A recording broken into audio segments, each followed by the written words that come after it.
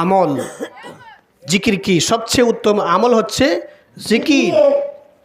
জিকিরে মানুষের কলবের যত ময়লা আছে সমস্ত ময়লা জিকিরের মাধ্যমে, সাবান দিয়ে কাপড় ধুইলে যেমন ময়লা পরিষ্কার হয়, জিকির করলে কলবের ময়লা পরিষ্কার হয়। যদি বলি না সুবহানাল্লাহ।